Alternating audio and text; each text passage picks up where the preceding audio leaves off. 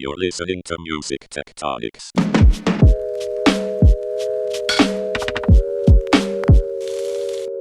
Welcome back to Music Tectonics, where we go beneath the surface of music and tech, where we went to the moon in a self-driving rocket and planted a beacon that radiates a call to all music tech startup founders, where we sent out a message to the music listening chips implanted in these founders' heads, encouraging them all to build cool stuff for more listening, better music, high payouts, and side effect-free medical treatment using sound waves to heal all human ailments. I'm your host, Dimitri Vitsa, founder and CEO of Rock, Paper, Scissors, a PR firm that specializes in music tech, and I am the official mascot of the Music Tectonics Conference and this podcast. Today, we get to do a deep dive with one of our conference speakers, Bob Moz, the Managing Director of Techstars Music, a 3-month mentorship-driven startup accelerator program. You'll hear all about it. Bob was also one of the judges on our Swimming with Narwhals pitch competition. This was our first music tech startup competition, which was won by Jaquel Amancona Horton with her startup Choir. That's Quiyer. And one of the most exciting things about the Music Tectonics Conference, which took place online this year, was Jaquel's rise to prominence in the tectonics community because she connected with us exactly the same way you are as our wonderful listeners. She found the podcast all the way from Switzerland, and in our subsequent conversations, as she got involved with the conference and the contest, she kept referring back to various interviews I had done. It was one of those full circle moments I had envisioned when I started the podcast, to find out who our listeners are and then to end up on stage with them at the conference. And this episode with Bob is another full circle moment. We met many years ago at South by Southwest when he was at Topspin Media, where he worked between his stints at Yahoo on music and Twitter on music, and when I was just launching my startup, StoryAmp, the automated music PR platform. And so Bob and I, we've been ricocheting around the country and around the world, and we've never really connected in person again. So this is finally our chance to catch up and find out about all the cool stuff that Techstars Music's been doing all along, and especially this year, the strangest year of the century. Bob, thanks for joining us. How are you doing today? I'm glad to be here. Thanks very much for having me. Cool. So let's just jump right in. I suspect a lot of our listeners know about Techstars Music, but for those who maybe don't, what is it? Sure. So Techstars, let's talk about Techstars for a second, and then music more specifically. So Techstars, we run accelerator programs all over the world, and we do that in 10 company batches. So we're looking for, in Boulder, we're looking for the Rocky Mountain region. In Techstars LA, we're looking for the 10 most interesting startups in Los Angeles. And the Techstars Music also runs in LA, but Techstars Music is just one of those many accelerator programs. Techstars Paris, Seattle, London, Boulder, Chicago. We run them in the Middle East. We run them in Australia and Southeast Asia. We like to think of ourselves as the first institutional check that founders would take. And officially, we are the world's largest seed stage investor. Because of the volume of deals that come through, of companies that come through our accelerators. So Techstars Music, if you think about my colleagues on the Techstars investment team or the MD team, each one of those is sort of, think of them as a partner in a very diverse and very wide ranging fund. We're all making 10 autonomous investments a year. My program is a collaboration between Techstars Venture Capital and the global music business. So in my case, some of the funding for my program and some of the ownership in the fund that I'm investing out of is shared by what we call our member companies: Sony, Warner's, Avex, Bill Silva Entertainment, Royalty Exchange, Peloton, Amazon Music, Concord, and E1. These companies fund our program so that we can then turn around and fund companies solving problems for music. And so once we find those 10 companies from different places in the world, we invest $120,000 into each of those, in each of the 10 companies. In a normal year, they would move into our office and spend 13 weeks with us in our office in LA. Next year, we can talk more about this in a minute. We'll be running totally virtually. But then we spend sort of those 13 weeks introducing them to mentors, helping them get their business strategy correct. Those mentors come from music, they come from platform tech, they come from other startups, they come from venture capital and finance and media. But we sort of use that mentorship driven first third of the program to get them focused in the right direction. Then we have a smaller sort of execution focused period where we try to build the right thing and grow their businesses. And then finally, a final third where we prepare them for fundraising, and they could leave our program and with a demo day and an investor deck and a product roadmap and some evidence of achievements from their relationships, and that takes them out into the venture ecosystem where they then capitalize their companies. Some go immediately raise seed rounds, some do pre-seed funding and angel rounds, some go right to Series A. Got it. So I think, a lot of startups and founders that are listening have probably looked at various accelerators and incubators. What are some of the key differentiators between Techstars Music and other stuff they might be looking at? So very basic, the difference between an incubator and an accelerator. An incubator is a place where you are trading equity for office space or real estate. So, hey, we're housing these companies. They live and work here. We're not really providing capital directly into them. We're not giving them some sort of structured mentorship or guidance or platform. But hey, we have office space, and instead of charging them, they're giving us a couple of points of equity, and we're helping them develop their idea and housing the company and giving it a place to start. So that there's definitely a difference, right? An accelerator, we're writing a check. It's a specific program over a specific amount of time. Where we're not. Yes, there's real estate involved, but it's not permanent. Like you're in and out of our office in sort of 13 weeks. It's much more. We are investors in the company trying to move it forward and accelerate its business. Hence the accelerator term. So the way to think about accelerators sort of globally are there's sort of like there's us Techstars and there's YC Y Combinator. Both accelerators work at a global level. Both have portfolio values in the tens of billions of dollars. Both have thousands of companies that come through them. Both are real signals of validation and meaningful development and deal flow for other investors. Everybody else is sort of kind of hit and miss. I think the way to think about it is if an accelerator doesn't have hundreds of millions of dollars in follow-on capital that they can show you as a founder that have come to companies that leave their program, you have to really dig in and make an individual decision on whether or not the capital and mentorship and opportunity that the accelerator provides is sort of worth the cost and equity. So in our case, I think for music, our aspiration is to be sort of one of the great grade A front doors to the venture ecosystem for companies that are related to music. I think there are a lot of other accelerator programs around the world that are really great and do a good job on individual case by case basis. So I'm not in the business of sort of like, hey, here's our competitive pieces and we're better than that and these guys are different. But I think you can look at Techstars as sort of like one of two accelerator programs that just has standing permanently all the time. And so if I'm a founder looking at accelerator programs, I either need to have a specific relationship with the MD and or a path to something that helps me grow my business directly, or I need to be working with an accelerator program that has standing and platform and real track record of validation. That's the way. Right. So from our perspective, we're kind of the leading program in the world in terms of capital deployed and capital raised by our portfolio.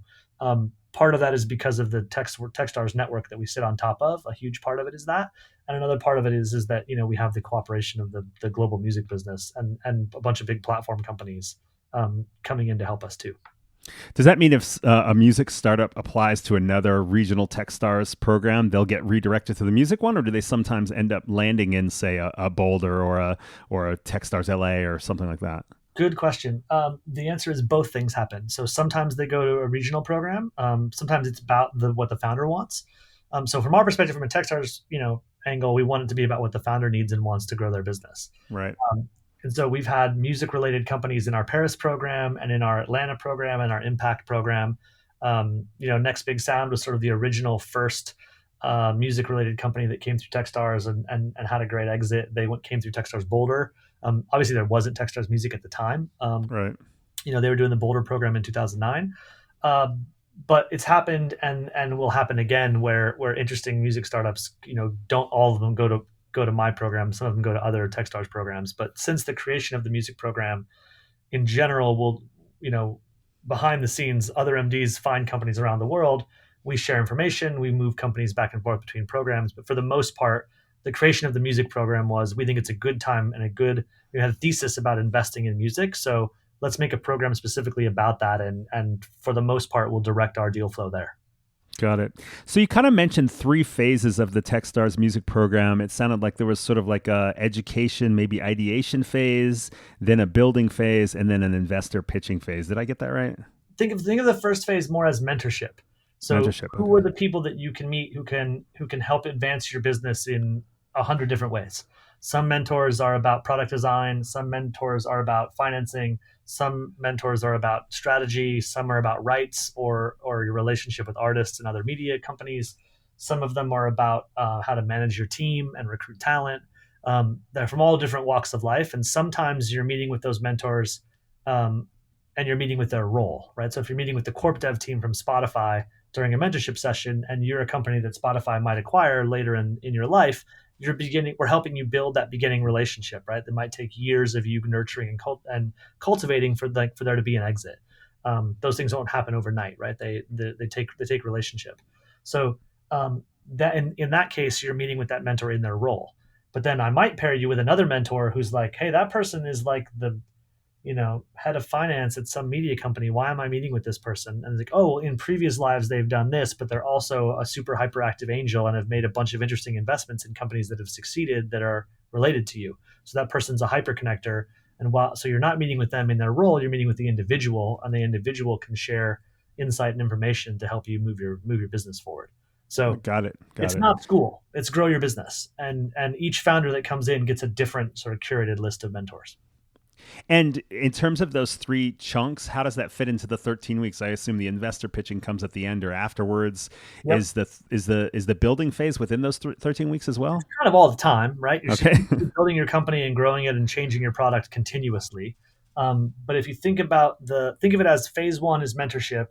Phase 2 is, okay, now that we've got the company pointed in the right direction, we've got a bunch of feedback. We might have some pilot or some experiment campaign or customer development experiments to run because of that were created by the mentorship process. Mm-hmm. So let's go execute on that. What are the very quick changes we need to make a radical change in our business before we go do fundraising? And so there's a middle phase there that's, think of it roughly as months, right? It's sort of, they're not equal periods. It's more like 5-6 weeks and then 3-4 weeks and then the end. But you divide them into those 3 buckets, and the middle part is particularly about execution on the business and implementing the strategic changes that you learned through the mentors. Gotcha. But in this program, there's no Techstars dev team that's helping to actually build product, right? The technical development. You need to bring your own dev team. Yeah. Okay. Because the accelerator that I went through locally here in Bloomington, Sproutbox, they actually had the dev team. So I didn't have a technical co-founder, which brought along its own problems. But yeah, right. Yeah. So that we're heavily biased. I never say never, right? But we are very heavily biased against companies that don't have a tech team inside of the existing founding team. Got it. Okay, cool. So let's get a little specific. What are 3 or so examples of companies that have run through Techstars that really made some progress as a result of their participation? Oh my gosh. Or you could name 20, 3 or 20, whatever. I can only give you 3. That's hard to pick. You give me more. Well, so let's do it. So we're recording this, middle of November 12th? Yes. So yesterday we announced that Shutterstock had purchased Amper Music from our class. So that class has already had 3 acquisitions. Maybe we should start there with the exits. Our 2017 class, Amper Music was purchased by Shutterstock. That was announced yesterday. This spring, Splice announced that they had purchased Superpowered. That happened in March, I think. And then the year prior, Acast, which is a big European podcasting company, they bought Pippa, which is a sort of self-serve podcast hosting platform. They bought that the year prior. So out of the 11 companies that were in our first batch, 3 have already had exits. And in that same 2017 batch are still also Community, which is sort of a LA-based rocket ship here around text messages, private text message networks for celebrities and musicians and people with followings, and Popgun, which is based in Brisbane, Australia, which has about I think at this point has about 20 million players of a music-oriented game that's built on their AI music engine inside of Roblox. That game I've seen it. That game is called Splash. Yes. So that was our first class of the program. The second class, 2018, included Endel, which we announced a big Series A for in August. True Ventures in San Francisco led that. And they were just in the New York Times, maybe middle of October. They launched sort of this weird AI lullaby product in collaboration with Grimes. Endel makes personalized soundscapes to help you sleep, focus, or relax. And Grimes recorded a bunch of really interesting lullaby melodies and stems, and the Endel AI personalizes that for the listener, and helps you go to sleep. So if you want Grimes to sing you to sleep tonight, you can go to endel.io and download that. It's pretty cool. So that company was in the 2018 program, along with Gimme Radio and Blink Identity. Blink Identity is sort of the biometric facial and iris tracking system for ingress and egress. So how do I get 10 people to walk into a secure area without having to check their credentials or badges and know that the people have moved in and then exited some area, right? So that company works pretty closely with Live Nation and Ticketmaster around facial ticketing. They're co-investors with us in that company, and they've got a really interesting business growing right now where large sports complexes for youth sports are using the Blink system to help people comply with COVID protocols. So contactless entry, facial, your sort of selfie is your ticket. Once you're registered, there's no more touching back and forth. There's no more door handles or anything. You can automate a bunch of stuff to keep people safe and healthy as they go in and out of venues. And then in 19, I'll do this a little quicker. In 19, we had That's cool. Replica is they make AI voices that you can control and direct for use in games or interactive entertainment products. Also in that calendar year was Embody Me. They were number one on Product Hunt yesterday with their new expression camera, where you can sort of make live deep fakes on a Zoom call. You can pick an image and use your face as basically as the puppeteer to control the faces inside of a video or a static image. And you can actually broadcast that live in a Zoom call. It's a crazy piece of technology. Those guys are in Tokyo. And then also in that year was a company called the Music Fund, which will programmatically buy shares of royalty streams for artists and help them with alternative access to capital. And then last year's program, 2020, included Tribe XR, which is once COVID happened, their revenues sort of went through the roof. Like we're finally maybe seeing some consumer adoption of VR. When you combine Quest 2 being in the market and people having just lots more time to be at home and wanting to be in immersive environments. Mm-hmm. They were in last year's program, as well as Strange Loop Studios, who make virtual artists. And they premiered their first artist with a live Twitch stream a couple of Sunday nights ago. That artist is called Antifragile. You can follow them at Strange Loop on Instagram, Strange Loop Studios, or Antifragile, or spiritbomb.ai. All of those are labels and associated brands inside of their universe. That artist, Antifragile, performs live on Twitch on a pretty regular basis now to thousands of people. So that's like a pretty good, like high level stack. I'm sure I'm leaving out a bunch of cool stuff like Lars Rasmussen's Weave and some other stuff in the mix there. David McKay's Seated. There's a bunch of really cool companies in there and more news to come about some of those, but that's a pretty good overview. I know. It's hard to pick. It's hard to pick. I know. Hard to, look, but we're very lucky. We got a good mix. We got a good bunch of people. Like we're very happy with it. Yeah. So, folks, we got an entire year of Music Tectonics podcast in 5 minutes by Bob Moz of Techstars Music. You just heard it all. We're just going to sign off for the next year. Thanks. Good night. Look, man, I'm very honored and proud and sort of, and like, it's not easy to be associated with like people doing rad stuff. You know what I mean? Like it's cool. Like I'm proud of it. Apologies if I go on too long about it. No apology needed. I love our portfolio, and I think there's some amazing people inside of it. Hey, your level of engagement shows in your descriptions, your deep knowledge, your contextualization. So to me, that just speaks more highly to what you do, to see how engaged you are and really being able to pull those out and articulate kind of the value prop of all of them and their successes and so forth. So I think it's cool. I'm not actually teasing you about that. It was just cool. You are welcome to tease too. I can take it. So, really cool, very diverse, really interesting, very forward thinking, lots of future forward stuff in that mix. But let's talk about this year. I mean, obviously Techstars music is going to be different coming into 2021. And you mentioned this a little bit, but how will this year differ from previous years? I mean, how will it be? How will it not differ? I mean, it's so weird out there, man. Uh, so the practical way to talk about this is in 2021, we're going to run entirely virtually. So we're going to make the same $120,000 investment into 10 companies, right? 120K each. But there will be no required travel, no relocation to LA. The program will run entirely online. So the way we like to talk about this is we have to lean into and be intentional about the positive things of a virtual program. Mm-hmm. So more of that capital goes into the company and less of it is spent relocating to LA or moving around the planet. We have mentors in Tokyo, London, Nashville, New York, Chicago, Atlanta, LA, San Francisco, Seattle. Right, we have mentors all over the planet. We will now have an easier time connecting you to people who know how our mentorship program works and can spend time with founders and have valuable meetings, right? So there will Mm-hmm. we're lucky in that this is our 5th year. We have 4 years of history and people knowing how it works, and from track record, people will trust us and we'll be able to engage people on a virtual basis.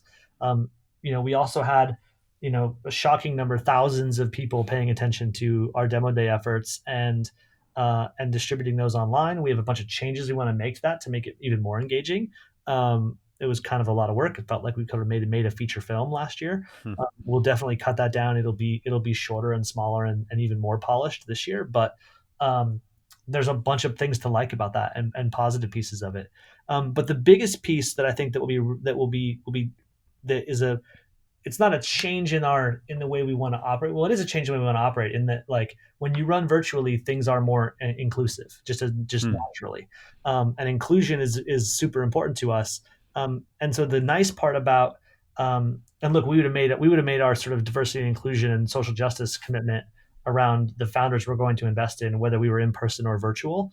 But the interesting piece about it is that when you run entirely virtually, you actually remove a bunch of biases that are inherent in your selection process. Right.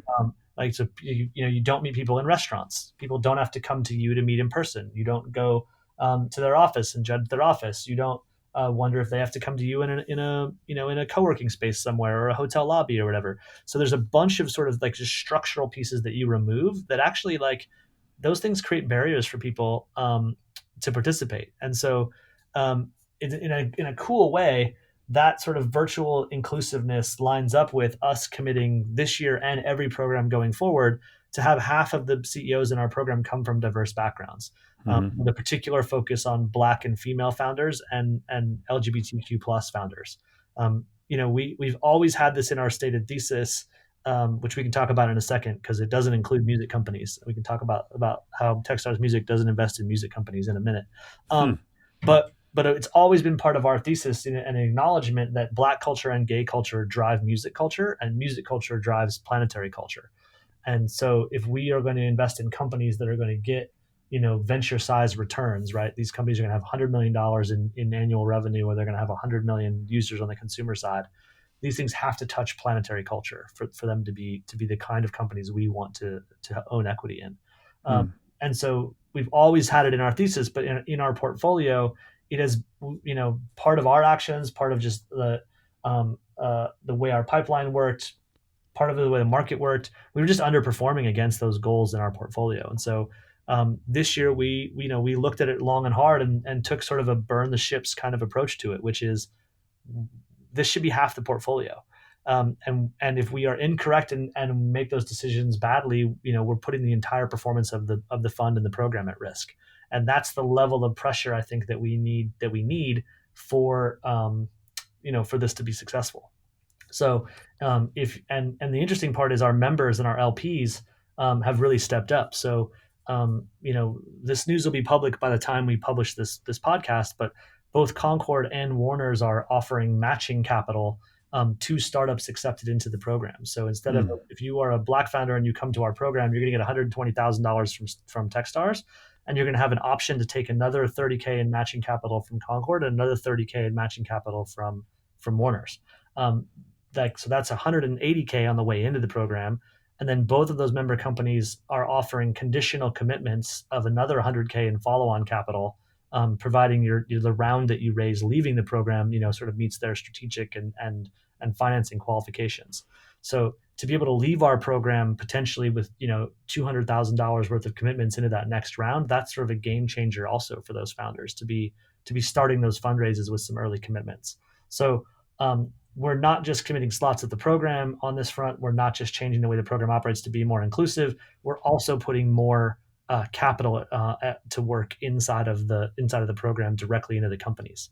And then the final piece of that is we need to diversify the not just the companies that are in the portfolio, but also the mentor pool, which we've been actively working on for more than a year, and also the membership, right? So you need to be able to make sure that there are gay voices on the selection committee, and there are Black-owned businesses on the selection committee, and there are women on the selection committee, and there are Latinx and others on the selection committee who are also recognizing and evaluating the places where we're deploying that capital. And so the super exciting thing about that is we're adding Courtney Stewart from Right Hand Management Group. This will also not announced. This is a secret while I'm telling you right now, but will be by the time people hear this podcast. Courtney Stewart from Right Hand Music Group. He's the manager of global superstar Khalid. They're joining as members also, and will sit on our selection committee and be members of the program starting this year. So lots of work on the way the program attacks our moral obligation on social justice front, but also real structural changes against the way capital is deployed and mentorship is provided too. Bob, it's awesome because so much was said in the aftermath of the George Floyd murder at the hands of police that was very much about protest and kind of awareness. But it's amazing that you guys made a commitment in that moment that is going to carry on through the year and really have more of a infrastructural shift in all the work that you guys do moving forward. So super impressive, and I love all the thought that goes from all the way through that whole response you just gave and the entire program. So I'm super hopeful to see what comes from that. I mean, listen, it's the approach we're taking here, and it's gonna create some awkwardness and some awkward conversations. You know what I mean? And we're okay for that. We're awkward for certain people, but less awkward for others. Yeah, totally right. But I think the only thing you can do.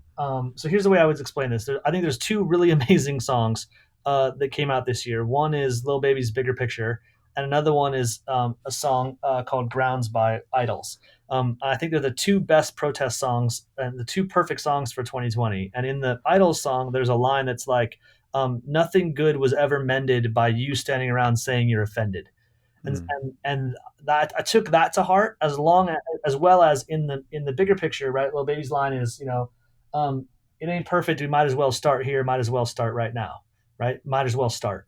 And so if you think about those two things, what is it that we're in control of? We're not in control of a bunch of other things, right? We can't move a ton of capital. We can't.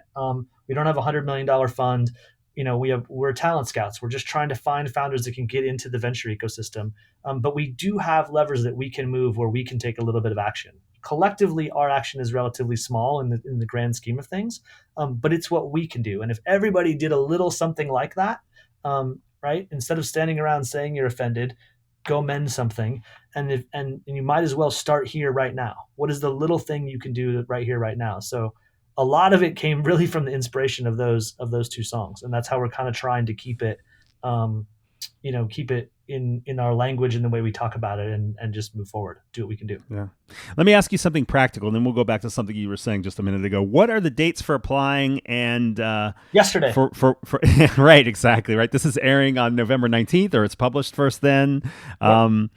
And then also, when does the program run?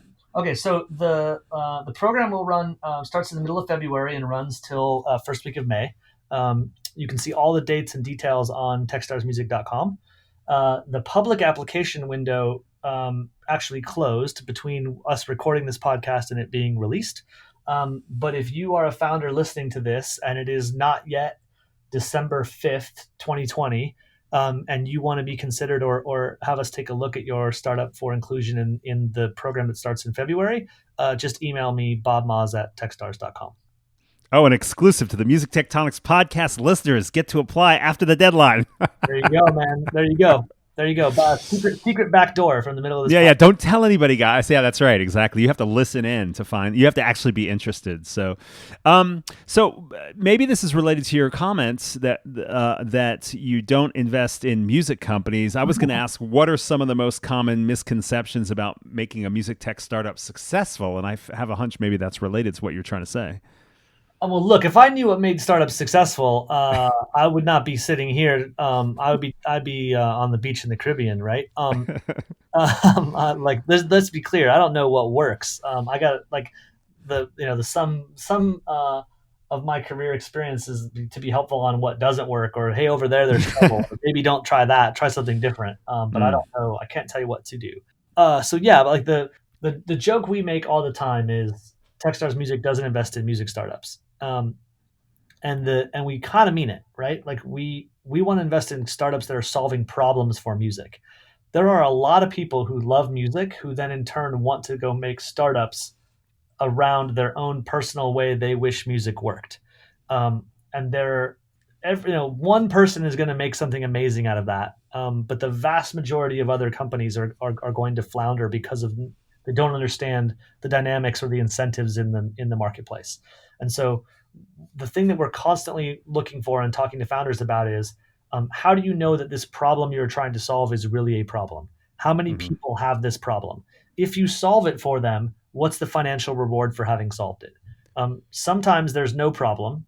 Sometimes there is a problem, but solving it doesn't create business value. Those companies sort of fall in the feature bucket, right? Sometimes it turns out the thing you made is a feature, not a business. And we're trying really hard to find businesses that are, if you can, so think of it this way, if you can do this magic trick, the music business will benefit, and or you can use music business as an attack point, and or you can help artists, and or you can help fans, and or you can, a bunch of the interactions that exist in music come your way.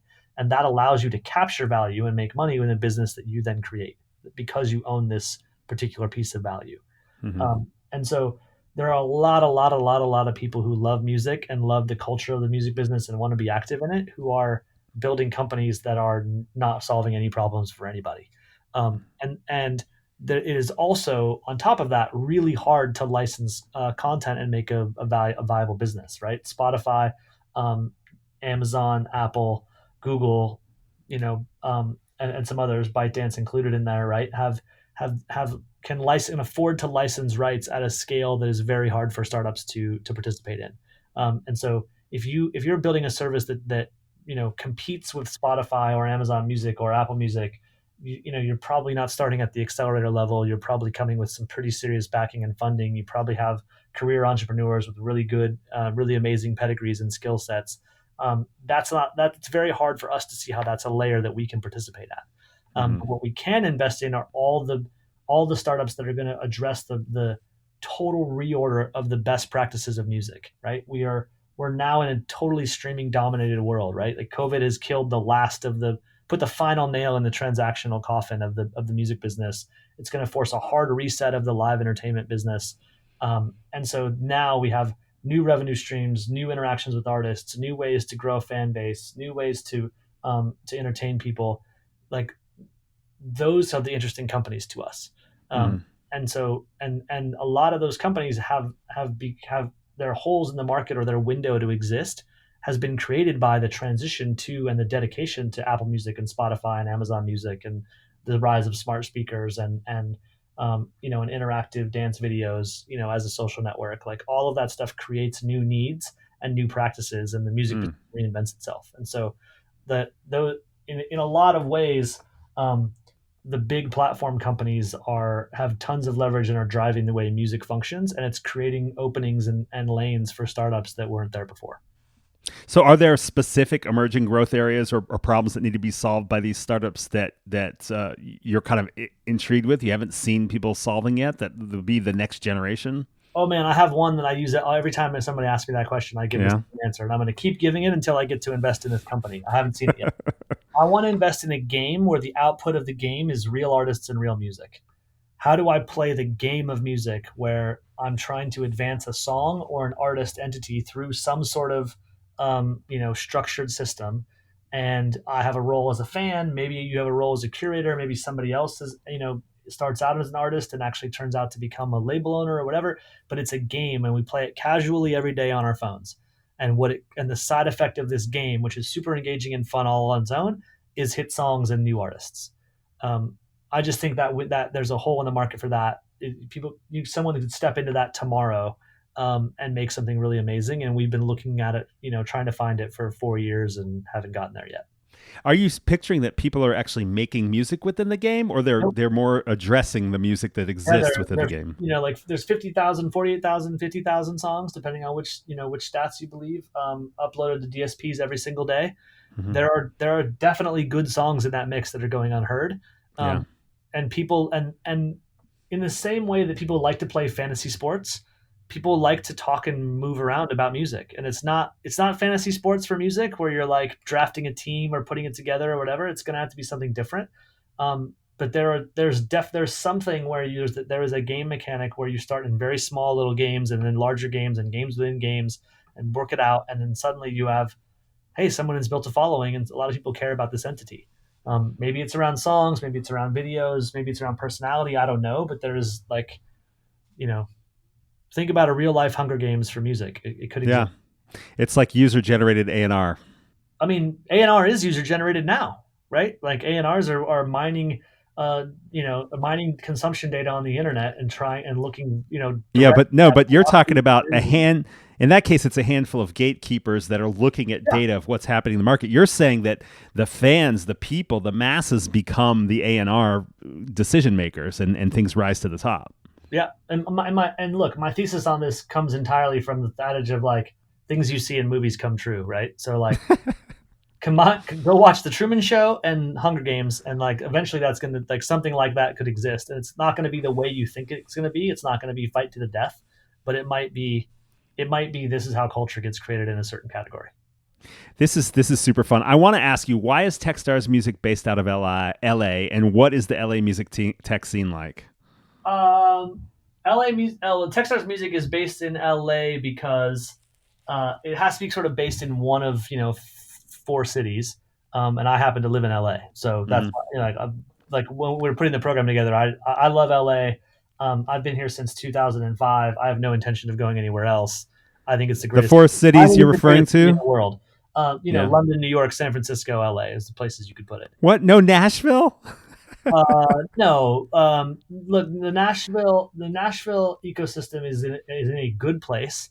I think it is growing rapidly, but the technical infrastructure and the access to capital is not there yet. Yeah. Right. And I think LA is the perfect place to put a program like this because you're down the street from the culture and an hour away from the capital. See, I can't argue with you. That's why we chose LA for Music Tectonics. I was looking around. I wanted to do a conference looking around, and it's like, well, there's a hole on the West Coast, and that kind of nexus existed in San Francisco for a while. But all of a sudden, you saw all the labels putting more investment into LA again. You saw the connection between music and film and TV, kind of a renaissance there, and then of course the gaming kind of nexus and social media platforms and so much just all happening in LA at once. But interestingly, Bob, when I've gone to LA over the past couple of years as we launched the conference, it was hard to find. It's a very dispersed city, and I am still curious to see what you think the music tech scene in LA is like. I don't know. I don't think it's fair for me to comment. Like we have been so globally focused from the program perspective.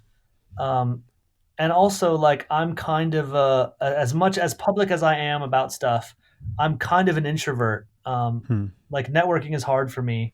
My network has been built by work and by relationships with people and doing things, not by like intentionally going out and meeting people and networking. And so there is an LA tech scene. It's largely on the west side in Santa Monica and Venice. Right. I am allowed in that scene, but I am not a member of that scene. Maybe is the right way to say it. And it's not because I don't want to be. I think there's really talented, amazing people there. It's just that I think from a thesis perspective, we have to deploy capital globally. We Right. have to be looking everywhere. I think most of the opportunity for new music experiences and awesome stuff is outside the United States. I think most of the capital is inside the United States, and it's on the West Coast. And so I think the LA scene in general for tech is getting better every single day, and it is the city I would move to if I was starting a startup and I lived somewhere else.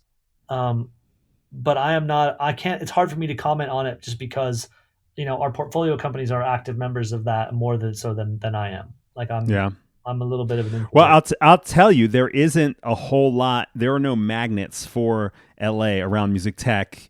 I know because we kept going back and looking for them. There's a couple of people here and there, Dave Bogan or has a meetup, but also just his presence. And the folks at Vest also do a lot of events and so forth. But we're going to keep coming back as soon as we're allowed to come back, as soon as it's safe to come back and keep building that. And would love to, have you out and get you out of your comfort zone and do some networking. Haha. I don't believe everything you said there, but It's genuinely true. Like I have it's and look, I don't mean it in a competitive way or try to a false humble thing or whatever. It is exhausting trying to find and sort through companies for the program.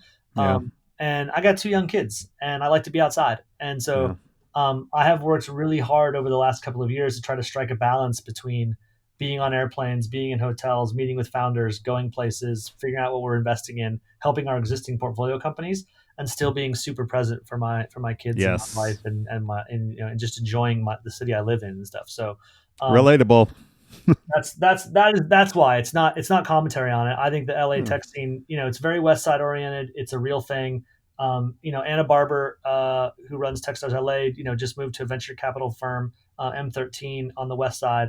Like LA is having a good moment right now where a bunch of people connected to Techstars are really close to it and valuable and part of it. I need to do better and be a deeper part of it. It's just hard when my I feel like from a thesis perspective, I have to be very globally focused. Yeah. I got to be up on London and Sydney and Brisbane and Berlin as much as I am on LA, even though I happen to live in LA. Yeah, totally, totally. And what you said earlier about removing barriers with this online program, I'm absolutely positive that thesis is correct. We saw it with moving music tectonics online this year. We had participants from India, Australia, Switzerland, all over the place, and also with the podcast as well. Versus, all the connections I make at conferences, music tech conferences, I hear from many more African Americans, people of color, via the podcast than you see at a typical music industry conference. There are conferences where there's more diversity, there's genre diversity, and so forth.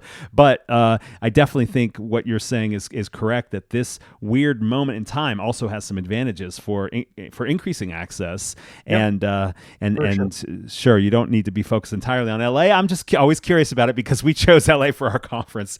So this has been super fun. I do want to ask you one last question, which is, what are your favorite sources for keeping track of emerging trends and innovation in music? Because I'm always looking at those sources, and sometimes we find some interesting ones we haven't heard of.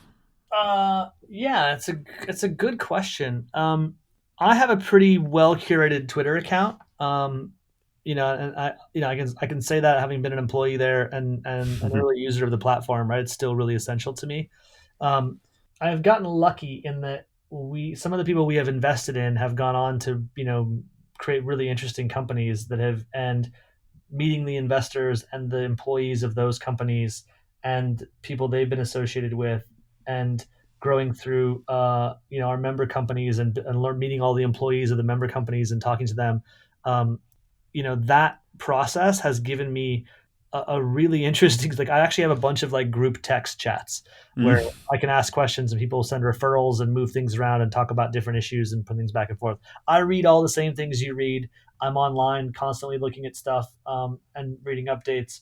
But most of my um, because we're investors at such an early stage and our goal is to be the first institutional check into companies, so much of my stuff is about people, not about trends or companies or stuff, right? So I'm Mm. more interested in like hey, this really talented person also worked with a really talented person at this other company 2 jobs ago, and they're still friends with them. And it turns out that person's getting ready to start a company. Can I be in the first, 10 or 15 people to get on the phone with that person and say, tell me all about it. Let's hear about it. Maybe our program can help you get the company started. So I think the way to do it, if I was going to give a piece of advice that would help people track what's going on, is track humans, not ideas. I think there's probably 3,000 people who are genuinely, really, truly committed to and talented and work in real tech for in and around music. And I think that the more of those people you can sort of identify and follow and watch and listen to and learn from, the better. So I guess to try to turn that into a piece of practical advice, I was like, go look at the connective tissue between people, and instead of like trying to network with those people and try to track them down and ask them what's going on, go make a thing and get people's feedback on the thing you've made. Like if you ask people for help and advice and connection, their guard goes up and they become self-protective. But if you make something and ask them for advice or feedback on the thing, they'll talk to you all day, and you'll learn way more by building a genuine relationship with them that way. So awesome. Great. That's kind of how I think about that. Great advice. So let's give a final shout out to folks that want to check out more about Techstars music. Where do they go? They should just go to techstarsmusic.com. That's all the practical details. That'll redirect you to our program page, but it's an easy URL to remember. They can also come to me via email, bobmoz@techstars.com. I'm at Bob Moz on Twitter. There's plenty of places to do it. We also have some pretty interesting, music tech town hall things that we did with our member companies this fall, where we get on Crowdcast for an hour, and I'm a very bad talk show host, and I ask some goofy questions of a panel, and people in the audience answered poll questions, and we had a discussion, and I think we never had less than a couple of hundred people on the call at any one given time. It was really cool. And people were in the chat pitching their companies and connecting on LinkedIn, and a bunch of our mentors were there helping people and giving advice and debating. And we had artists pop in and be on the panel and talk in the chat. And those are all archived. Let me see. I'll read you the URL so you can go through it. It's just crowdcast.io /e/TS music. And there's a whole list of them there. I'll send them to you, Dimitri, and maybe you can put them in the description or whatever. But we're going to leave those up and leave those archived. I'm just looking right now. The one we did, yesterday morning had 202 people on the call. So just a place where people could sort of group together and hear about what we do and how it works in a little more detail about the program. There's a founder interview from Stephen Phillips of Popgun in there, Mary from Blink Identity, Oleg from Endel. There's also comments from Amazon Music and from Sony and Warner's and Avex, all mixed in there. So, good discussion about the D&I stuff, and comments from Cohort about they've got a $10 million impact investing initiative that they announced in those calls. So there's a bunch of cool stuff mixed in there that gives you a pretty good flavor of what's up in the program. Awesome. Bob, this has been great. Thanks for sharing those resources, and thanks for taking the time to be with us at Music Tectonics. Hopefully sometime soon we can find some spot in LA and see each other, hang out in person. And until then, let's just stay in touch. Thanks for joining us. Yes, of course. Everybody out there, wear your masks. Yes. Everybody has grandparents and older relatives and people in their lives with, other conditions. Be considerate, be thoughtful, mask up. Let's get through this. Here. I'm with you. Thanks again, Bob. All right, man.